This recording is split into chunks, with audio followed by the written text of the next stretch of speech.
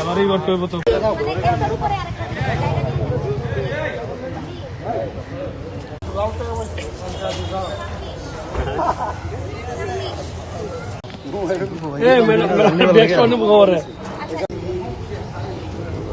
এই জাল সহ আগুন সহ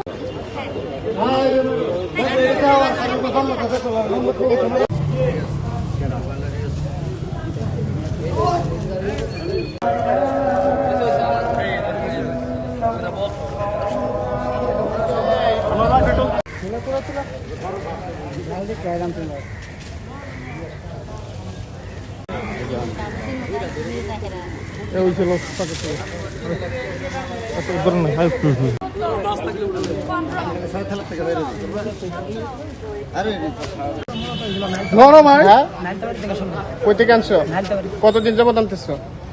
কয়েকদিন আগে আনছি, অল্প কিছু আনছি। কত টাকার মাল আনছো এখানে? 50-60 হাজার টাকার। কতদিন যাবত এই ব্যবসা করতেছো? ইদানিং কয়েকদিন ধরে। আগে তো এগুলো আমরা বিক্রি করতাম। তোমার নাম কি? আমার নাম মোহাম্মদ সুজন মিয়া। সুজন মিয়া। বাবার নাম? বাবার নাম হজরত আলী। গ্রাম কোথায়? কোথায়? কয়রাটি। কয়রাহাটি। তোমার সাথে আর কে কে জড়িত এই ব্যবসায়? আমি একা, আর কেউ জড়িত। কত টাকার মাল আছে এখানে? 50-60 হাজার টাকা। 50-60 হাজার টাকা। এই প্রথম চালান? আরো চালান নাই?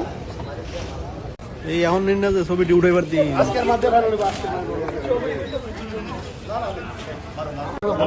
এদিকে খাই বলছে ম্যাডাম লোক কথা একটু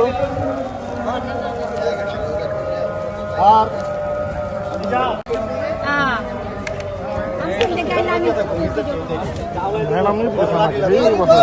আমরা এখানে যে ধারাবাজারের একটা গোডাউন থেকে গোপন সংবাদের ভিত্তিতে অভিযান পরিচালনা করে আমরা এখানে চায়না দুয়ারি জাল পেয়েছি প্রায় 8,000 মিটার, আর কারেন্ট জাল পেয়েছি আমরা প্রায় 15,000 মিটার।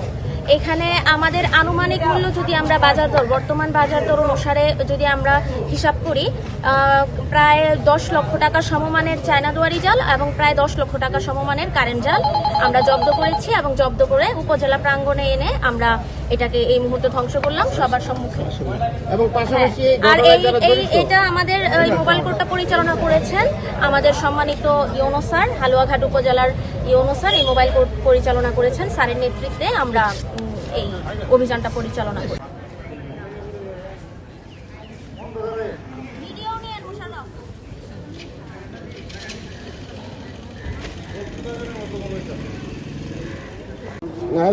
ভিডিওর মধ্যে আছে বলতেছি আমি চাই না আমার ভাই ব্রাদার বোনরা যারা আছে যারা নিচে সব দিয়ে দেন সবাই উপরে 1 সেকেন্ড 3 সেকেন্ডের মধ্যে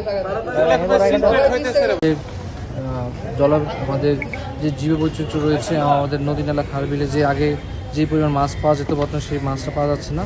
এবং আজকে আমরা আমাদের মোবাইল কোর্টের মাধ্যমে যে জালগুলো উদ্ধার করেছি সব হচ্ছে নিষিদ্ধ জাল, এবং যে ব্যক্তিকে আমরা ধরেছি তাকে আমরা মোবাইল কোর্টের মাধ্যমে আমরা অর্থদণ্ড 5,000 টাকা অর্থদণ্ড করেছি, এবং তাকে এক মাসের জন্য বিরাশ্রম কারাদণ্ড প্রদান করেছি। আপনারা জানেন এই জালগুলো খুবই ক্ষতিকর, এবং আমাদের যে জীববৈচিত্র্য মাছের যে আমরা যে দিন দিন যে কমে যাচ্ছে আমাদের নদী নালা খালবিল থেকে, এই জালগুলো অনেক অংশে দায়ী। তো আমরা আপনাদের কাছে বিনীত অনুরোধ করবো এই সংক্রান্ত তথ্য যদি আপনাদের কাছে থাকে আমাদের জানাবেন, আমরা উপজেলা প্রশাসনের পক্ষ থেকে আমরা দ্রুত পদক্ষেপ গ্রহণ করবো। আর বিশেষ করে ধন্যবাদ জানাচ্ছি আমাদের মৎস্য কর্মকর্তাকে তার তৎপরতার কারণে। ধন্যবাদ।